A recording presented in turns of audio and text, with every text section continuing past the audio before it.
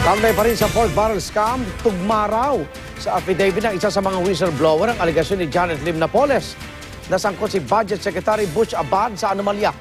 Dati na itong itinanggi ng kalihim, saksi si Ruth Cabal.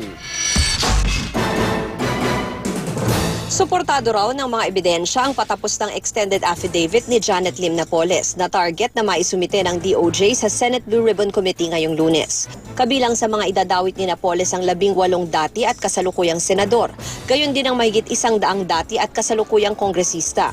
Ilan sa kanila nabanggit na rin daw ng mga whistleblower, gaya ni dating congressman at ngayon Budget Secretary Butch Abad. Sabi ng kampo ni Napoles nakasaad sa mismong affidavit ng whistleblower na si Merlina Suñas na mula 1997 hanggang 1999, isa sa mga unang kliyente ni Napoles si nooy Congressman Abad. 1997 din daw pumasok si Suñas bilang tauhan ni Napoles. Giit ni Abad nitong Huwebes gusto lang mag-ingay ni Napoles para matawag ang atensyon ni Pangulong Aquino sa hiling niyang maging state witness. Parang ang nangyayari, si Mrs. Napoles ang nag-expose sa kanila.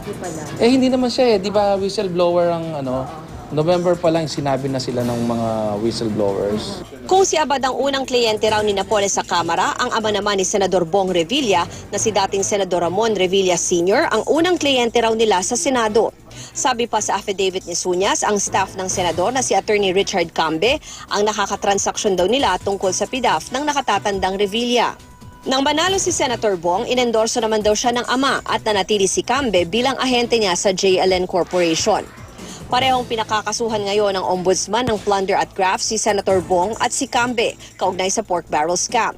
Di raw muna magbibigay ng pahayag ang kampo ng mga Revilla nang subukan ng GMA News na kunin ang kanilang panig, pero dati na nilang tinanggi ito.